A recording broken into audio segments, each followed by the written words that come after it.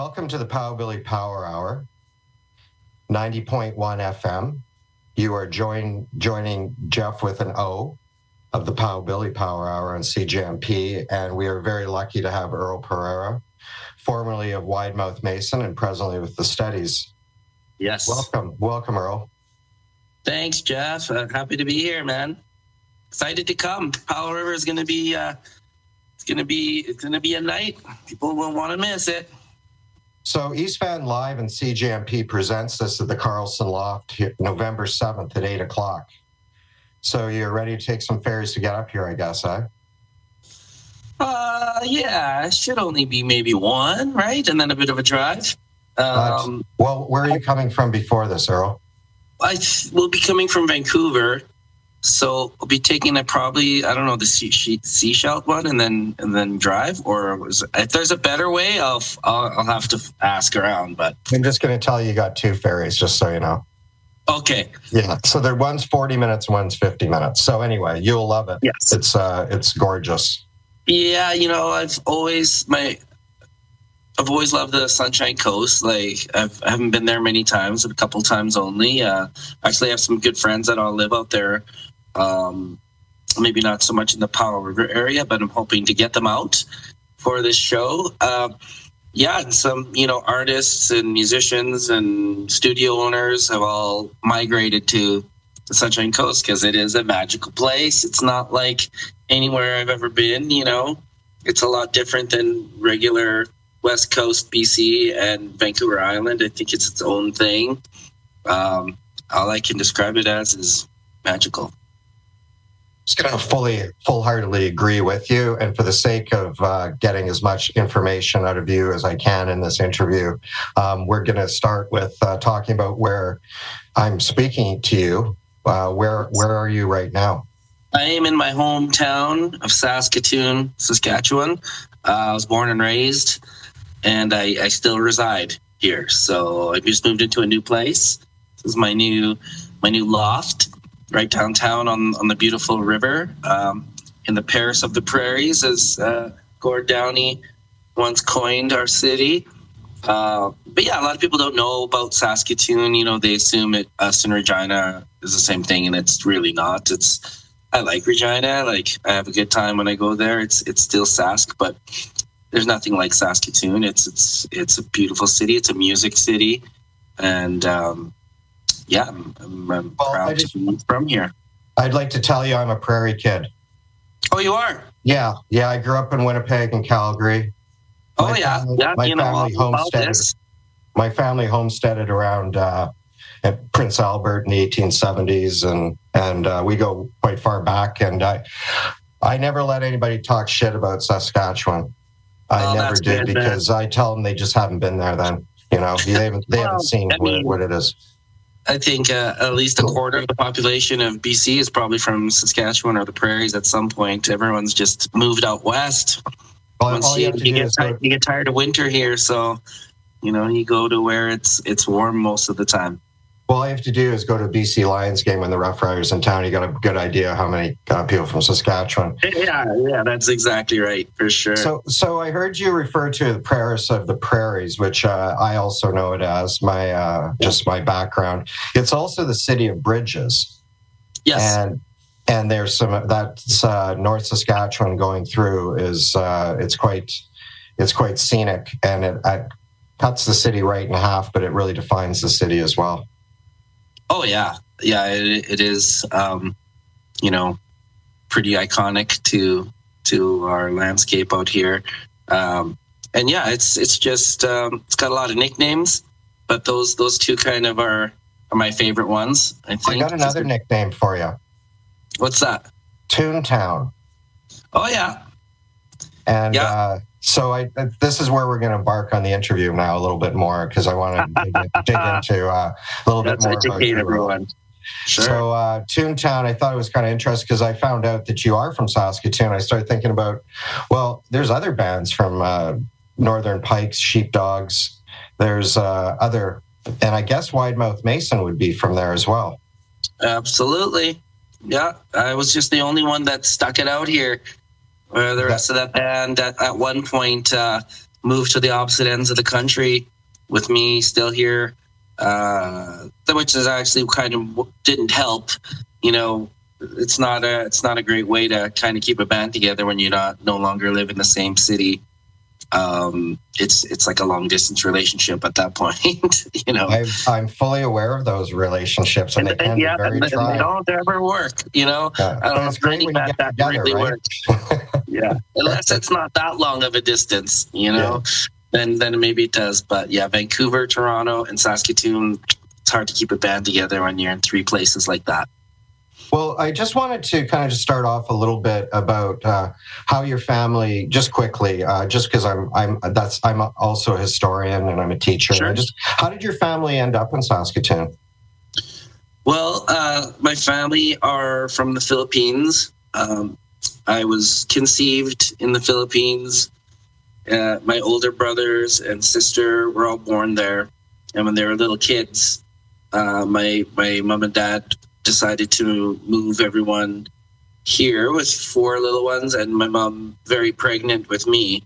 My dad's only sister was working here and living here with her family and her 8 kids. They already got work. There was a lot of unrest and political unrest in the Philippines at the time. You had Ferdinand Marcos in power, and he had just declared martial law, and a lot of war. It was not a place to raise your kids. So my folks decided to get the heck out of Dodge, come to a place where he knew they had family. They had heard other Filipino families and friends had done the same, so they already knew there was going to be a bit of a community here. We were one of the first families to come over here, and that's sort of how it all started. I was born shortly after, a few months later, and so I'm a Canadian citizen, born and raised. I was the only one in my family that is born here. My siblings have gotten citizenship over the years, but I didn't need to apply for anything. I was an auto citizen, and it was. I couldn't imagine growing up anywhere else. It was it was a perfect size city. It's still got a small town feel, but big enough that you still get everything. I spent 30 years in Vancouver and had a very personal involvement with the Filipino community, and I just have nothing but good things to say about everybody who's ever decided to become Canadians, because they are truly a respected and also in a lot of ways in East Vancouver cherished communities. And I just want to say that brave people, hard workers with a sense of community and family. Yeah, that's appreciate you saying that. We do, as Filipinos, have that reputation. It's nice, to be recognized like that amongst people elsewhere in the country. I feel it. My dad was super hardworking, blue collar.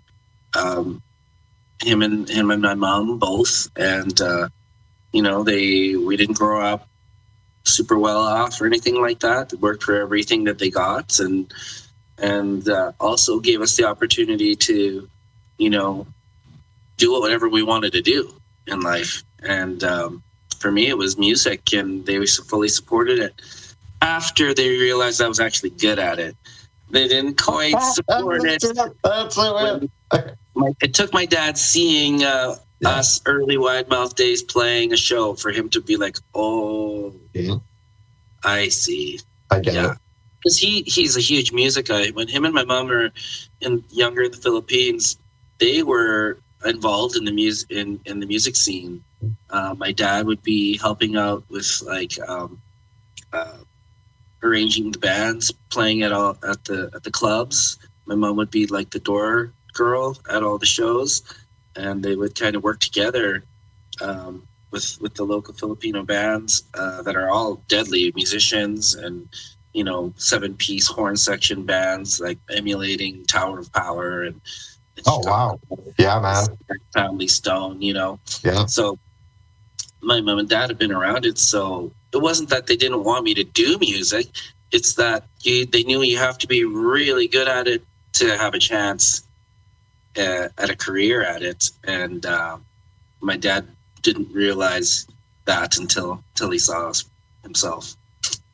Well, I just as a side, I've never eaten better at birthday parties and anniversaries, and I mean, I just is like, it's just so important. I miss my mom's cooking. Unfortunately, she can't cook anymore. She's got some ailments. But yeah, the food. Any chance I get, I'm at a place that has a Filipino restaurant or an event that has Filipino food. Played at a Filipino food festival this summer, actually. So that was probably the last time we got to eat it. I feel that we could talk about this for a really long time, but you've got way too much musical stuff that we got to get into now.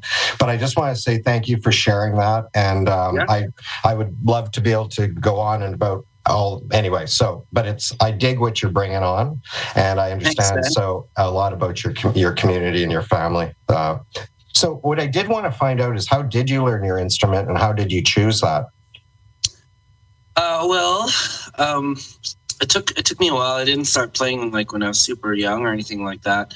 I was maybe 11 when I first picked up a classical guitar. Actually, it was my first instrument. And one of my older brothers was a classical guitarist. And so he would teach me things. And I thought it was really cool because you play bass lines with your thumb and you pick with your fingers. So it's like playing two instruments in one almost, right? So taught me that dexterity and also to learn what bass lines are and what melodies are. So basically transformed that into starting a band in high school. But when I was in grade school, my oldest brother, he was already in a touring bar band. Okay. And he was already 19, playing in the bars. They became one of the top cover bands around. And so me and my buddies, by the time we started a band in high school, we kind of looked up to them. They were like our like rock gods to us.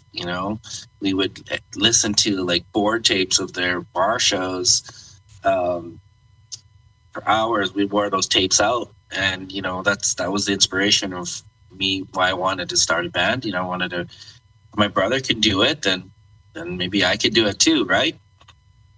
So funny enough, he was the bass player of his band, and when I started a band in grade 9 or 10, there was like 3 guitarists, including myself, and you can't have.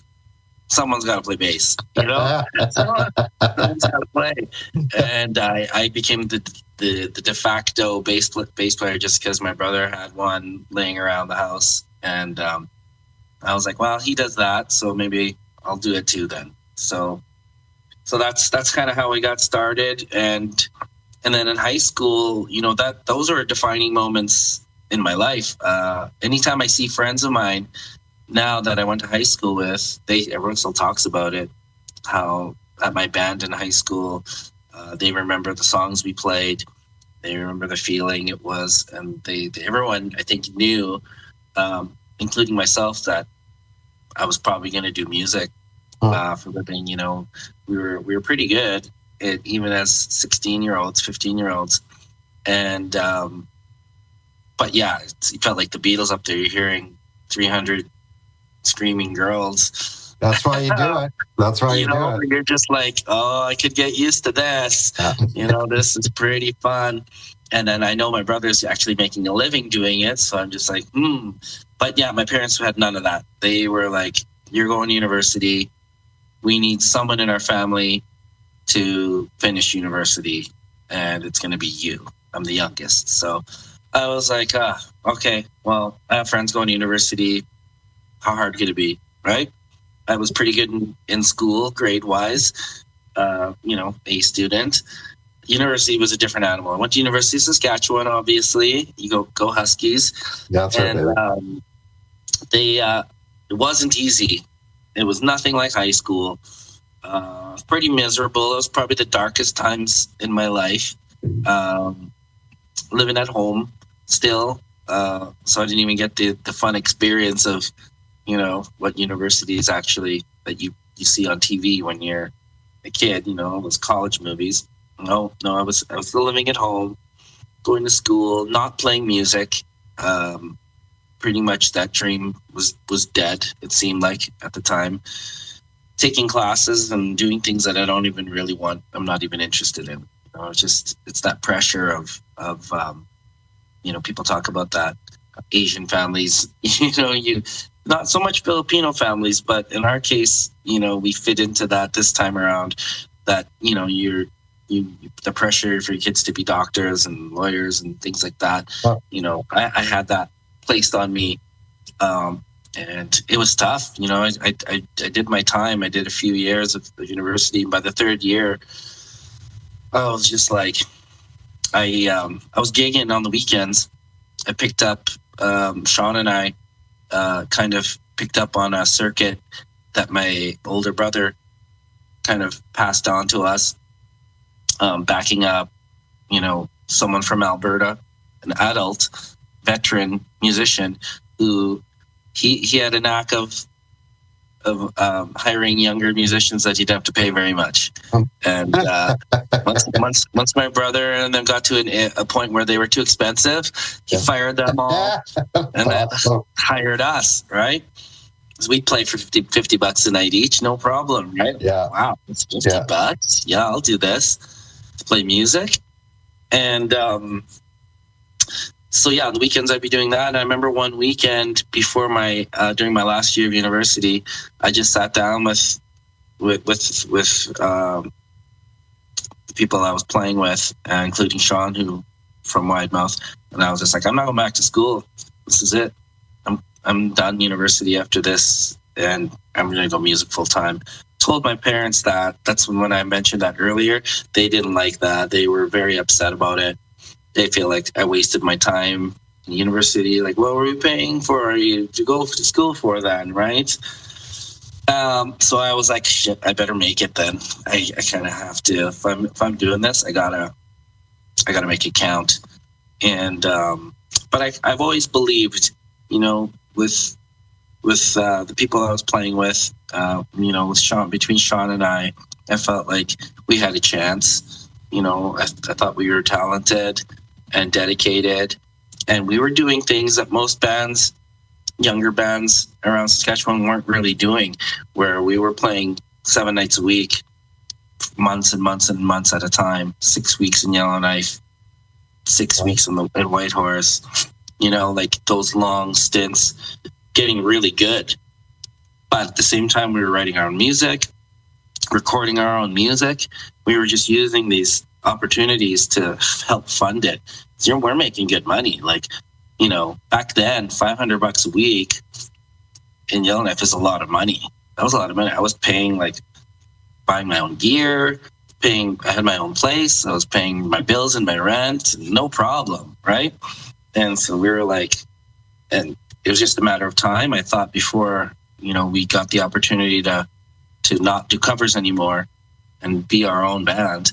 And sure enough, after a couple of years of doing that, the record labels came calling. We had people representing us that were sending our board tapes to everybody, our demos, and there was a buzz about the band. And before long, I remember we'd be playing every show we'd be playing. There'd be someone from a different label pitching us to join their label. I remember Jan Arden came to one of our shows in Edmonton because she was friends with our manager, and she was like, I want you guys to sign with the label I'm on. So I'm going to invite so and so from A&M, and it was like that everywhere we went. And we were like, wow, this is like being a free agent. It's like being Shohei Ohtani. You're just getting catered around to everybody. And yeah, we chose Warner. We just really liked what he had to say. The vice president of the company, who doesn't normally involved with choosing the bands they signed, went out of his way after hearing us to fly and come see us and win us over, which he did with his musical knowledge. So we respected him musically, and we were like, wow, this guy knows his stuff. Maybe this is the label we should go with. And, 6 records later and 10 years of being on that label and all the things we got to do, I think it was the right choice. We had a lot of champions at that label, and all of my 20s was spent with them pretty much into my early 30s. And unfortunately, after everything we accomplished, Junos and Rolling Stones tours and things like that, the industry changed, as we all know. The mid 2000s was when all the labels kind of started becoming extinct, at least not being able to make money. So it became tough around those times. And then, deals expire, and we found ourselves as independent musicians again. I was on a bit of a different path than those guys. They were, starting to become a little more family oriented, and I still wanted to do music full time. So I started my own band while I was still in that band as my own side project. What was it called? What did you call it? I saw. It was called Mo Badass. That's right. Mo Badass. Yeah, Mo Badass. Like that. So yeah, I played all like the ski resorts. It was great because the guys I'd have in my band were like friends and cousins and things like that who were deadly musicians. But basically, we just wanted to go like snowboarding and not have to pay for it. That's kind of why I started that band. And I'm like, well, if I book us gigs... You're priceless, man. Anyway, go on. Sorry. Yeah, if I book us gigs in these resorts, we'll be getting paid to go snowboarding. And they're like, really? You can do that? I'm like, well, I'll try. Fair enough. It started happening, and then we started kind of building a following and kind of being known as that band, the style of music that we were playing, which is still what I play now. I get it. Island rock, right? Yeah. Resorts love that stuff. It's full of Aussies and people from UK and Americans, and just that lifestyle, that escapist culture, loved that music. So I started writing my own songs. I still had songs left over that didn't get used for Widemouth songs that I turned into Mo Badass songs. Put an album out in the late 2000s, would have been my first album. And but my wife at the time, she's a very smart cookie. She went to business school. She knew marketing very well, and she's like, honey, you're not gonna get taken seriously if your band is called this. You got to come up with something else, and it's got to make more sense with what your music is. I got it. When people hear your band name, they want to be able to know what kind of music it's going to be, right? So, and easy to remember, easy to say. I'm like, okay, so that's when the Steadies was born, and it was right around the time after I'd left Widemouth, after 16, 17 years of being in that band. Our last gig was playing at the gold medal hockey game in Vancouver. Wow. Was my last gig. Actually, now I remember. Actually, okay, go on. Yeah. I was there. Go on. Yeah. So, that was... I didn't know that was going to be my last gig. We had, a couple months later, it's kind of was when things kind of hit the crossroads where I was kind of put in a position to choose. I had to choose which band I was going to be. I don't think that was the most fair thing to do, but in hindsight, it's probably for the best. I don't think you can do two things really, really, really well. I think you need, in order to do your best at something, you got to really focus on it. And, I loved my time in the band. I learned a lot. I became the musician I am now and the person I am now. Got to see so many cool things and experience the highs and lows of the music industry, and just learn how to be like a pro, you know, at a high level too. So I just felt like, you know, in order to grow, because I'm all about trying to, you know, not just for myself, but I'm also a music mentor here in Saskatchewan and for Sask Music. And I don't, you know, people need to be able to grow to be the best they can be at what they're doing. And if that means you have to do something risky and forge your own path, then so be it. And that's kind of what I did. That's what the Steadies is all about. It's me doing me. This is who I am.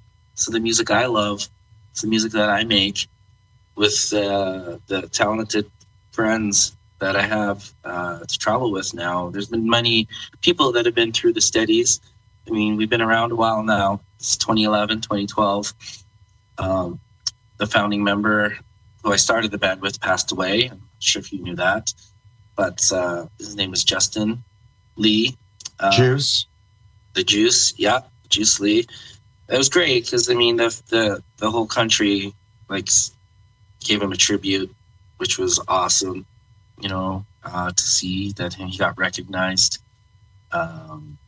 We had just came back from touring in Asia, so things were really on the incline for us. You know, he achieved his dream. He wanted to do an international tour, especially there, Korea and China, and we did that. And he passed away shortly after we got back from that trip, brain aneurysm, sort of out of the blue. So there's nothing anybody can do about that.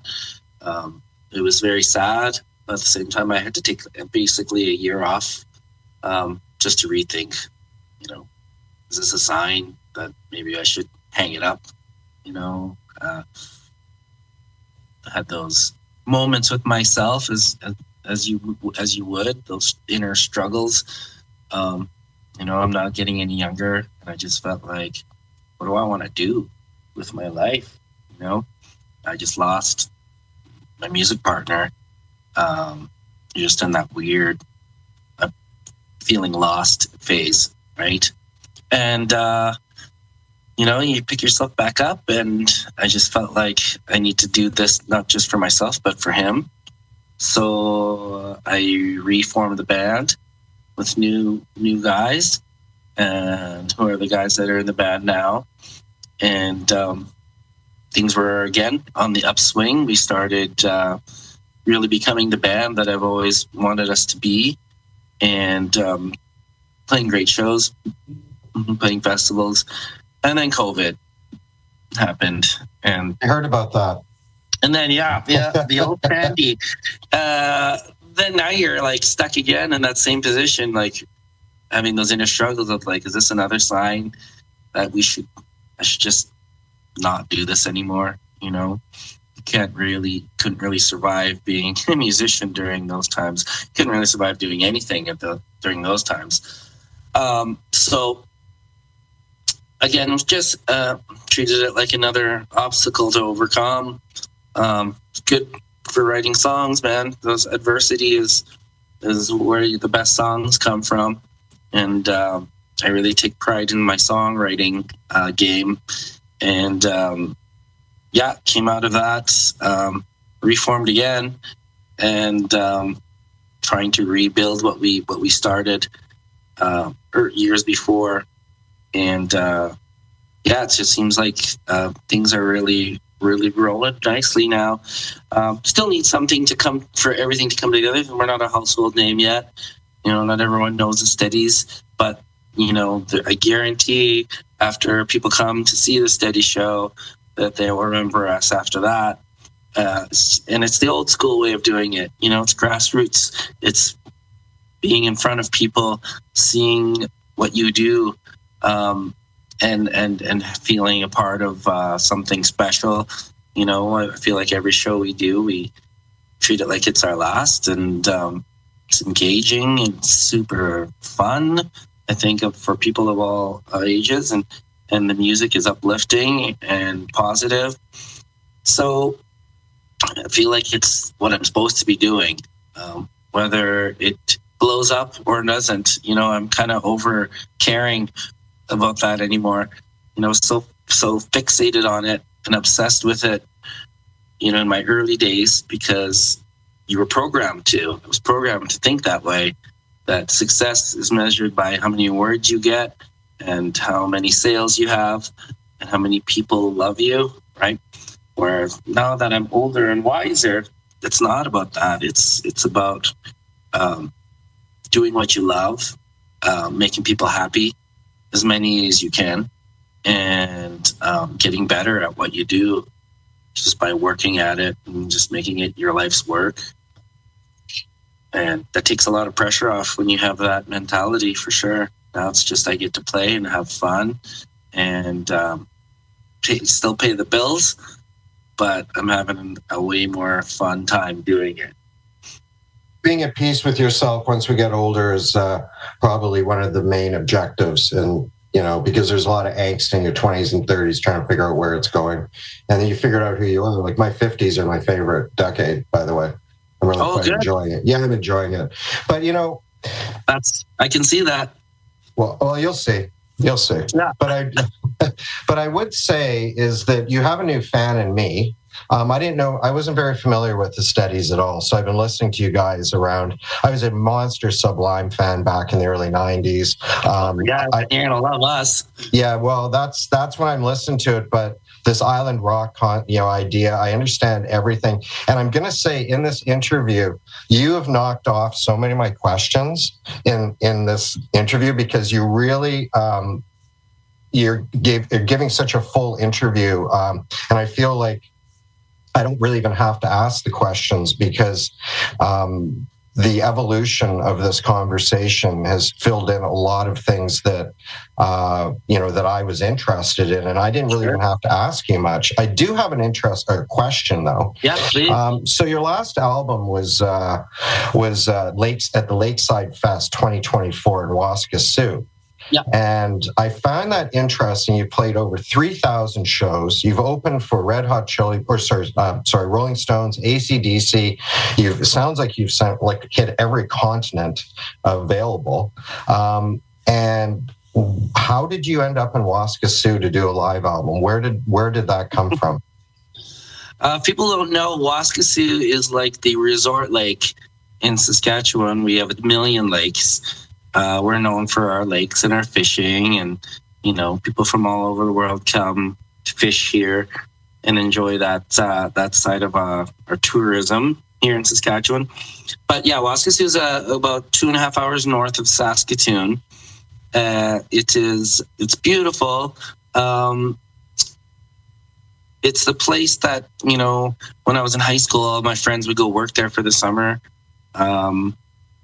I never actually went. I don't know why, but working too hard. Yeah, when I was in high school, I don't know. It was just not something I ever did. I didn't discover Waskesiu until my Mo Badass days, to be honest, late 2000s, early 2010s, and started playing there at the local bar that I've been hearing about from everybody. It's a legendary place called the Lakeview. It's no longer there. It got torn down. And the whole time I'd play those shows, which would be so much fun. I would just think of man, if this town only had a festival, who do we got to talk to put something like that on? It would be perfect. And then about 5 years later, I got a message from Parks, government run. It's a national park. And, Grey Owl's there. Grey Owl. Yeah. I've been to Waskesiu quite a bit. Yeah. Right. Yeah. So it's a national park. So it was government funded to put on a festival called the Lakeside Festival in 2015. They hired the Steadies as the headliner for that year, and it seems like they hired us to be the headline, or at least be a part of it every year since. For 10 years, I've played it 8 times. There's only 2 years that I didn't play it. Wow. One was this year, and another was a couple of years ago. But we just became we have such a strong following there. Like, people just associate that festival with us. It's like we are the festival. So I think it's a little bit devastating when we don't play it, even though it's only happened a couple times, because people just expect us to be there. Well, I'm going. I'm going, brother. Yeah, well, hopefully next year, right? Yeah, man. I can't see them not getting us 2 years in a row. So I was helping them out actually last summer with finding other bands to play. I make connections, and because this is still what I do. I'm still a touring musician and recording artist. I kind of know who all the bands are for the most part. So I was helping them get good quality acts that they may not have heard of, that I knew were going to deliver really great shows, just to make the festival that much better, like quality wise. And I'm helping friends out too, getting them opportunities to get gigs. I love to do that. It's very satisfying for me to help and give back like that. But I just thought that festival that was going to be the perfect time to record a live album. We've kind of like had bad luck with trying to record live albums. Okay. Either the audio sucks or we suck. and, that's not good, right? When it's live, it's like, that's, you want to sound your best. And I just felt like at that time, after everything we've done, we were at our best that the band's has ever been. And I'm like, let's capture this on record. And the production company were friends of mine, and they multi-track recorded it for us.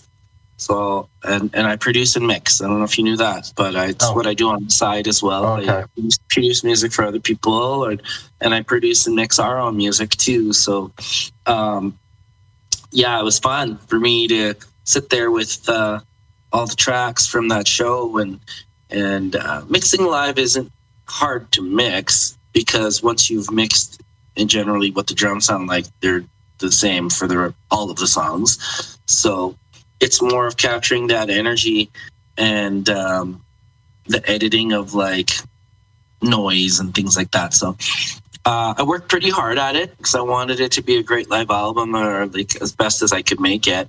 And because I thought our performances were great, and I thought the sound quality was great. All the tools to make a great live album. The crowd was hype. I'm super proud of it. I think that's a great representation for anyone that wants to know what the Steadies are all about. Yeah, listen to that album, because that's us. That's what we do. That's who we are. Well, I just feel like this interview could go on for a lot longer. Yeah, right. I feel like those are the best ones, man. When it's a conversation about music, Well, I think I should just probably release you to your life. I feel there's a selfish side of me to ask if you want to continue, but I think there's things we just didn't talk about. We should probably talk about the show a little bit before we. Yeah, that's what I'm saying. So, but I did want to kind of maybe a little expand on what you're thinking about this tour, about coming up to Powell River, and what you are going to bringing for the folks up here. Well, you guys are in for a treat, because not only is this our first time playing on the Sunshine Coast, it's the first show of our album release tour. We haven't put an album out, a studio album. We talked about the live album we put out last year, but we haven't put a studio album out in 5 years. So this is exciting for us. You folks get to be the first album release party for our tour. All right. Yeah, you see, you didn't even know that. Yeah, I know. And so I did not know that. I heard nothing but great things. Donna and Cecil are amazing. Support your community, support local, and they know good music, and we're gonna, do our best to make them look good. You guys are in for a big show. The band is at our best right now, and I think you're going to love the album. You're going to be the first people to buy the album. We haven't had physical copies of one in a long time, so we will be coming fully stocked for you all as well. And it's just going to be a fantastic night. Like, and come discover something new. You know, a lot of you might know me from Wide Mouth, and so you know it's going to be high quality already. You know, we're not just some band, but at the same time, it's different. You know, we're gonna stretch the boundaries of maybe everyone's musical. Not just tastes, but what things you've maybe never heard before. You know, we like to mix sounds. So hopefully it's something, just everyone discovers something, a band that hopefully they're going to grow to love, and someone that we can come back over and over again from now on. Well, one of the things that I got off of this interview with you, Earl, is that you're not tired. You know, you're really energized and you really believe in your life mission. And I find it really, it energizes me to know that here's a man who's still redefining himself, still trying to find the boundaries, still trying to, you know, recreate, create, or be influenced. And I think that as a musician, to stay relevant, these things are really important. Thank you for saying that. You know, I appreciate that. That's just who I am. You know, that's kind of why I'm still doing it to this day. It's not, to me, it's not a career. To me, this is a way of life. Music is my way of life. It started off with a bang in my career. You know, getting to do all those amazing things. You know, getting to sit and have tea and talk music with Charlie Watts is something I'll never forget. Right? Jeez, man. You know, I cried when he passed away because, you know, he's a special guy. And just to be able to have those experiences and mentors like that at that level teach me that it doesn't matter how old we get. Music isn't about age. It's about the soul. It's about, you know, the love of music and the live music experience, and just in the celebrating of it, you know, especially after what everyone went through a few years ago, you know, for us to be able to do what we were meant to do again, and everyone can come out and enjoy it, and just to me that's everything. You know, I do this because I love it, not because I'm trying to win some kind of award or anything like that. But speaking of, you had mentioned I got tagged in a video the other day that I think people get a kick out of. If you want to go on our social media, there's a video CBC tagged me in of presenting Nelly Furtado with her first Juno, and so I've been getting a lot of funny responses from people, some surprising ones too, because I think there are some younger fans of ours that had no idea who I am and what I've done. So I sometimes forget about that. Some people don't know. Age. Yeah, I got it. But people that do know, it's like they remember that when she won those Junos, and I got to be on stage with her. The funny thing is that at the time, and when I look back at this video, I was like, oh, I see how people could think that I'm staring at her butt the whole time. It does sure look like I am.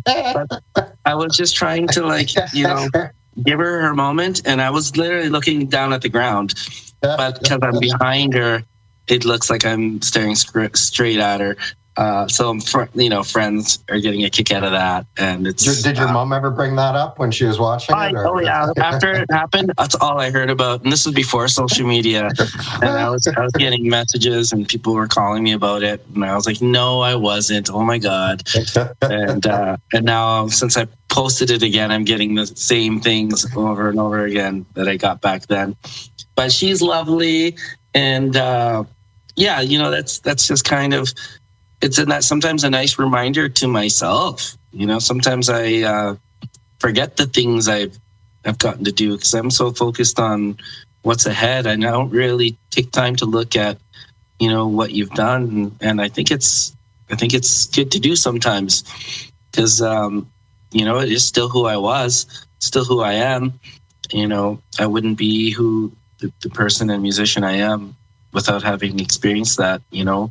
I love the big stage, and I loved it back then, and I love it now. So. Well, I was mentioning to you earlier about your 50s, and the 50s I feel, because I'm 58, it's a time to actually pull in and gather your wisdom.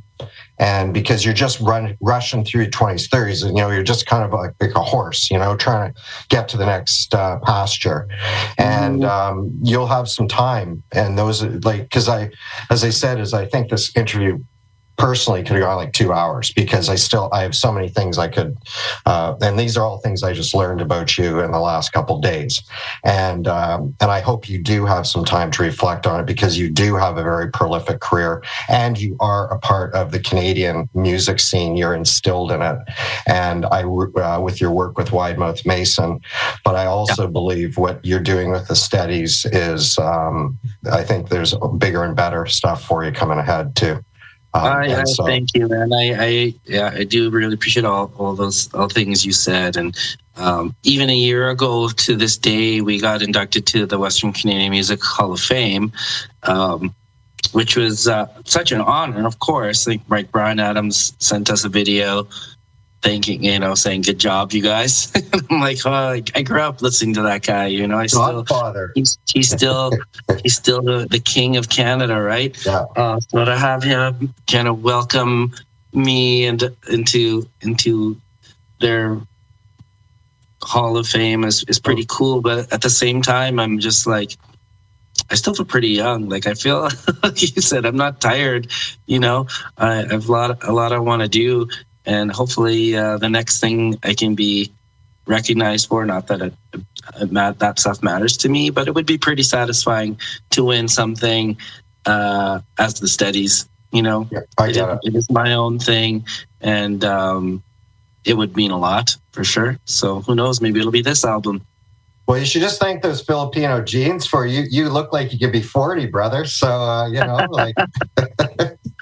Thanks, man. Okay. Yeah, I feel like a young man still, but I just got home from a tour out east and a lot of planes and weird sleeping situations, and my body reminded me that I am not 30 years old. Well, a little bit about a quick thing, but I just got back from New Orleans. I was there for 6 days, and I didn't know what the dates were. We also ended up in Lafayette at a Zydeco concert as well, or festival. Awesome. But basically, I didn't know what day it was. I just knew what number it was. Is day 1, day 2, day 3. But I got home, and I just said, "Yeah, my brain thinks it's 24, but my body's 58." And they got to talk to each other and trying to figure out something, because it took me more than a couple days to get back up and moving. So that's how I felt this week, man. But I'll be well rested for you guys. I don't have a show until then, so. Well, you're going to be playing. It's called the Carlson Loft, but it's also got this nice little name. It's called the Dollar Store Commodore. And if you've played the Commodore in Vancouver, it's a very cozy atmosphere with great sound, because Cecil's going to be in charge of that sound, and he's a wizard. And you're going to love it. The crowd is going to be right. You're going to be in the crowd pretty well. But it's anyway. So I'm really excited for you. I can't wait. I'll see you all then, and let's get the whole Sunshine Coast all steadied up. All right, Earl Pereira signing out, brother. Thanks for your time. For sure, man. Anytime, it's a pleasure. Okay, nice talking to you. Cheers. Bye. Well, that was the exclusive interview for the Powbilly Power Hour from Earl Pereira of the Steadies, who are coming through here at the Carlson Loft, November 7th. Dollar Store Commodore. Tickets are available, and they should be picked up sooner than later. Hate to miss out on that. Don't procrastinate. It's next week. Full Bug Records, Armitage Menswear, and at the back door of the Carlson Club, can you collect those tickets? So that was Earl, the bass player, singer-songwriter for the band The Steadies, who's coming through. I put my little skip in my step after that interview. Things that come to mind about it are, his duty, his hard work, his resilience, And overreaching all of that was his life philosophy, which I really enjoyed throughout. Little smatterings of what gets him moving forward, trials and tribulations of life. Just a full interview. Feel like we had chats before and after. I unfortunately had a little bit of a technical difficulty. He was supposed to be on at 1, but he was very gracious. Came on at 4, and there's still some other ones. Anyway, whatever. I'm just learning. And he was understanding. I just wanted to kind of make a comment on going to the Waskesiu Festival. I thought that would be a part of, I'm really quite serious about going back to Saskatchewan. I haven't been back for quite a while, and comment on going to the festival in Waskesiu, Lake Fest. But I'm going to give you, my listening audience, a little tidbit. I've been from Newfoundland, Yellowknife, to the tip of Vancouver Island, to the tip of Point Peeler, southernmost part of Canada and Ontario. I've been all by the roads, you name it. And one of my favorite roads in all of Canada is, it's called the Redcoat Trail. It starts in Alberta and goes through the very southern part of Saskatchewan, Highway 13. It is, it's a gem. And all along it are all these little towns nestled in the back, or the Badlands. And they're very dramatic, stark, banded with different colors of strata. And it just sticks in my mind, just driving down that 2-lane highway and Black-Eyed Susans and the big old sky, blue as you can imagine a blue sky could be, with the big old clouds rolling through, going into these valleys. And so, yeah. Anyway, so this is the Powbilly Power Hour. As I mentioned earlier, that the tickets are on sale for this. Check it out. Why not? Break up your Friday. So this is the Powbilly Power Hour's tunnel boring machine into Friday. I hope you've enjoyed what you've heard so far. We're going to move on now to some Steadies, and you'll see what the man was talking about, but you get a pretty good idea about his dedication to his craft. You can find out. See you on the other side.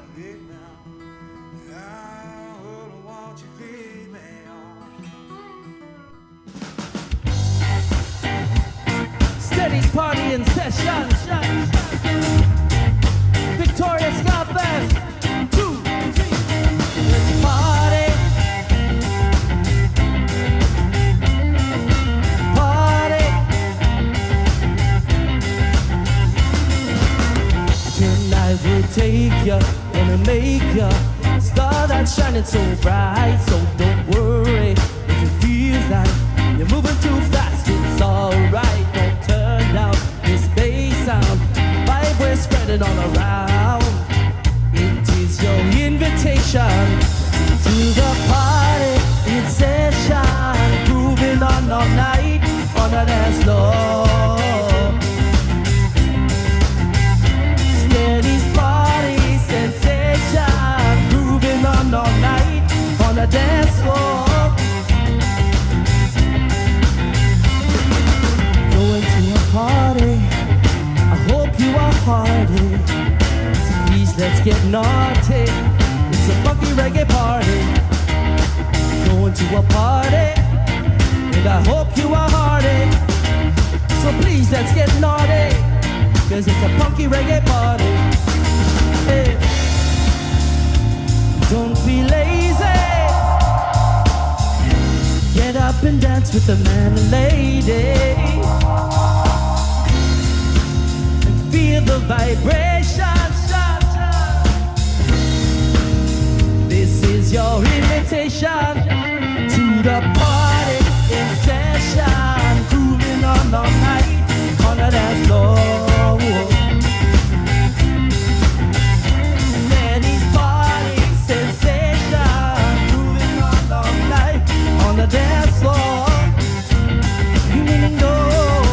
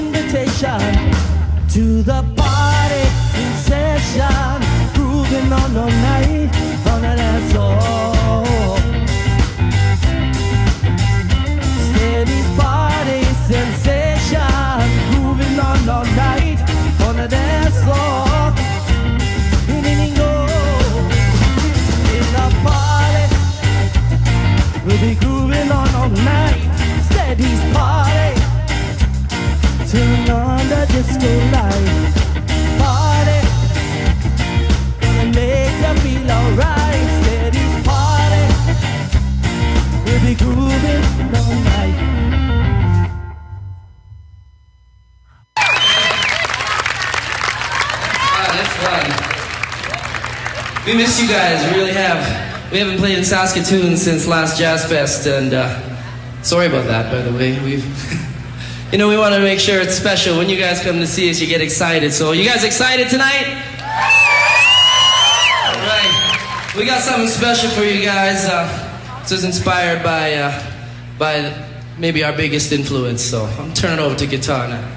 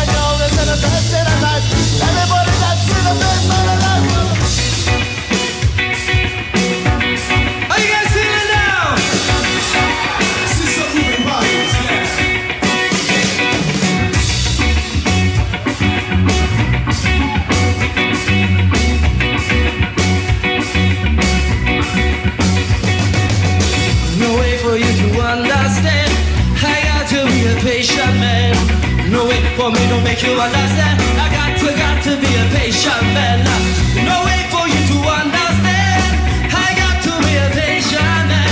No way for me to make you understand. I got to be a patient man.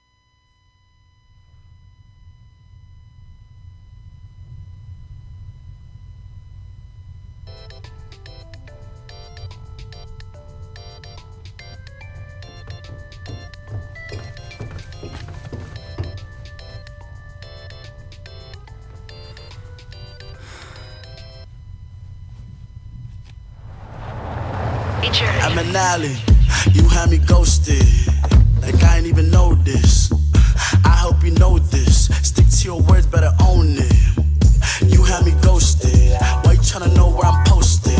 We haven't spoken, you left me broken. My heart was closed up, but now it's open, that's ghosted.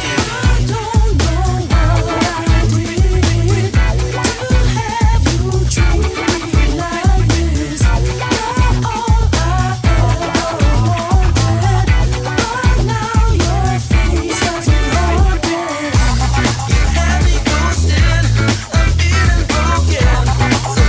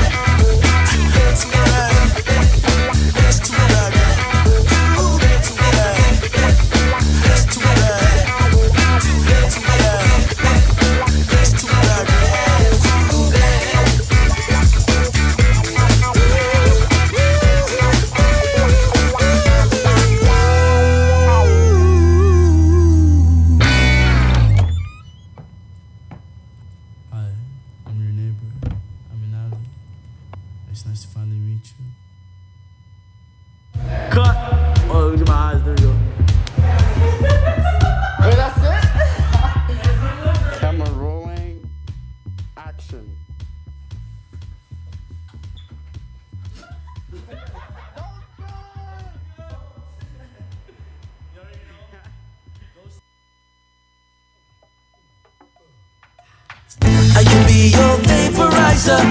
Come on in, my atomizer. Open your heart, I'll light your fire. Vaporizer. You are the flower I adore. Warm you up slowly so you'll want me more. I'll make you feel safe and secure. I'll never hurt you or burn you, in this I'm sure. You'll be the flower, I'll be the heat. I can be your vaporizer. Come on in, my atomizer. Open your heart, I'll light your fire. Vaporizer, make you crystallize and take you higher. The object of your desire. Let me in your heart and I'll light your fire. Vaporizer.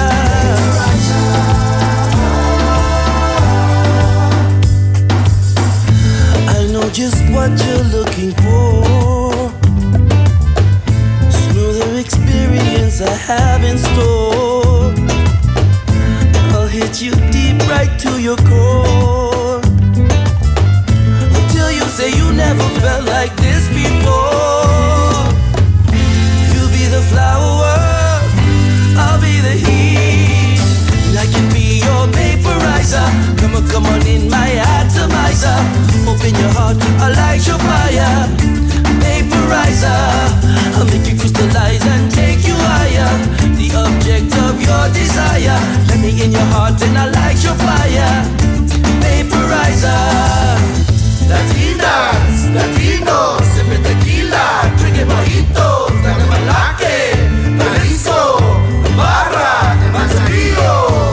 We at the party by the pool, sitting at the bar on the underwater stools. Chicas dancing, lighting ganja, uno más, vaporize la casa. You be the flower, I'll be the heat. When feelings get harder, when you bring it to me.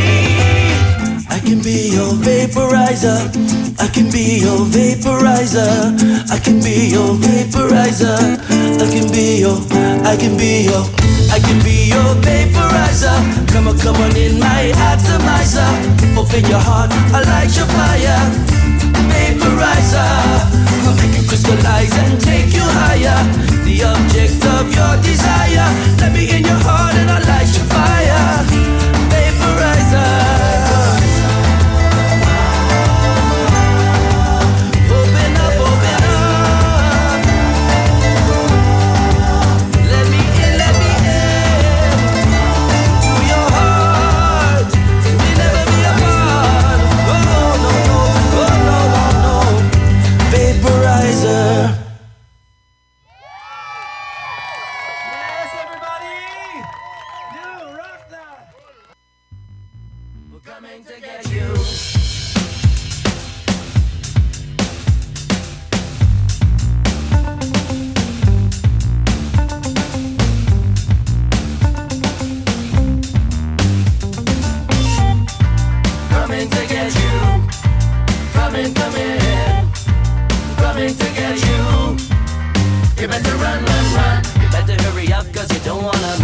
Reggae dance hall with a rock steady twist. Listen to the bass, feel it in your backbone, and a rubber duck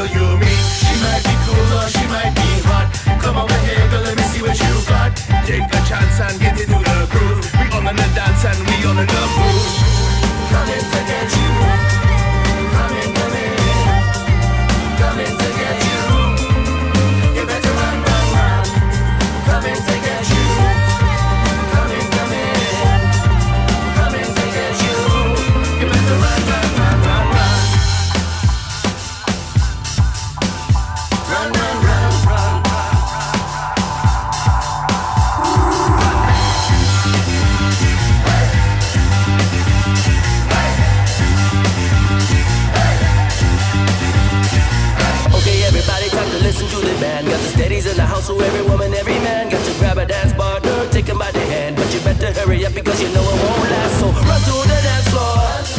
You don't wanna miss. Do the reggae dance song. Rock steady twist. Run to the dance floor. You don't wanna miss. Do the reggae dance song. Rock steady twist.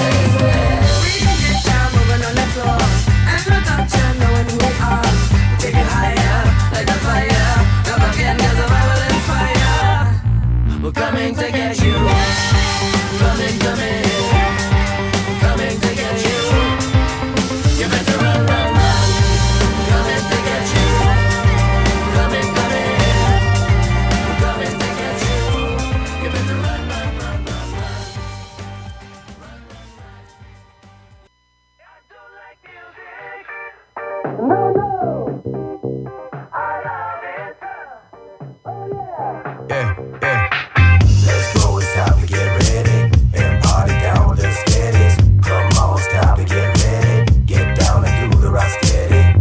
When the night comes, you wanna hear that sound. You'll see the city lights go on as the sun goes down. Living it up tonight is what it's all about. We're gonna rock and roll, we're gonna scream and shout. All your boys, call your girls, no one's staying at home. Put on your hat, fancy shoes, and the best clothes you own. Feel like dancing and don't care if you do it alone. You say I don't like music. No, no, I love it. Oh yeah, so don't you stop it. No, no, I love it. Now you're cruising down the street, singing your favorite song. There's a feeling in the air, you can do no wrong. There's lonely people everywhere, trying to fit in. Some will look for love and some will look for sin. So get rolling to the club, we're late for the show. You tell the doorman you're in the band and it's time to go. And get you dancing so you don't have to do it alone. And you say I don't like music. No, no, I love it. Oh yeah, so don't you stop it. No, no, I love it. Without it, I am useless. A fish up out the sea. No, I do not want the music. You see, it's something that I need. They say the more on the floor, then the better the beat. I rock steady with the steadies, never ready to leave. You better believe we sweat, don't step on my feet. The remedy be the movement, you're ready for weed. Move into the floor and turn off your phones. Feel the rhythm shake you right down to your bones. Keep on dancing and you won't have to go home alone. Just say I don't like music. No, no, I love it. Oh yeah, so don't you stop it. No, no, I love it. Oh yeah, I don't like reggae. No, no, I love it. Oh yeah, so don't you stop it. No, no, I love it. I love it. Oh, it's time to get ready. And party down with the steadies. I love it. Oh, it's time to get ready. Get down and do the rock steady. I love it. Oh, it's time to get ready. And party down with the steadies. I love it. Oh, it's time to get ready. Get down and do the rock steady. I love it.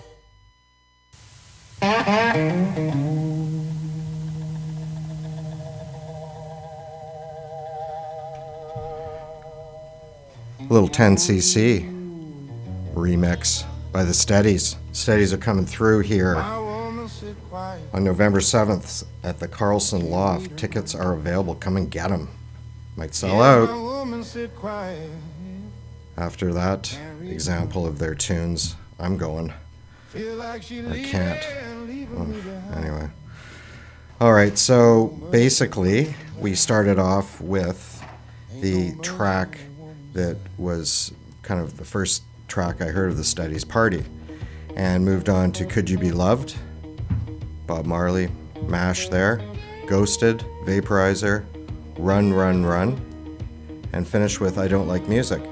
And I think Earl definitely loves music, so it's kind of a tongue-in-cheek there maybe, but it's also a nice call out to 10cc.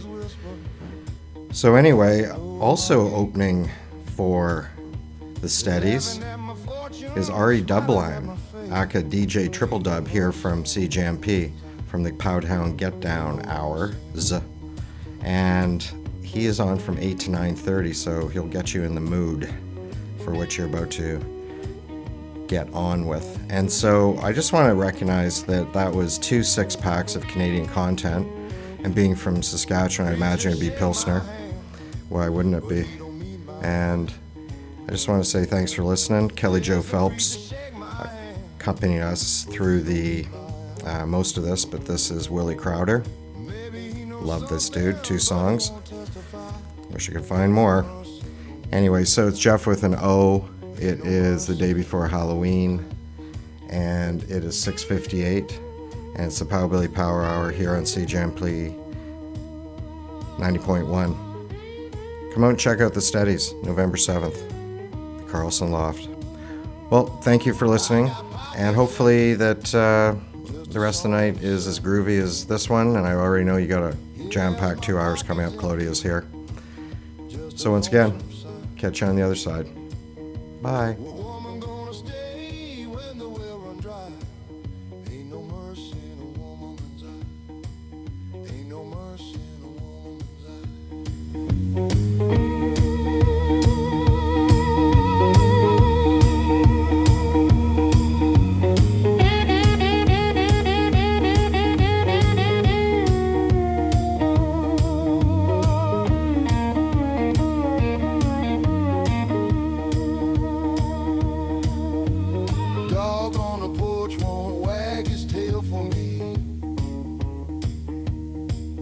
That mule in the field just shake his head at me.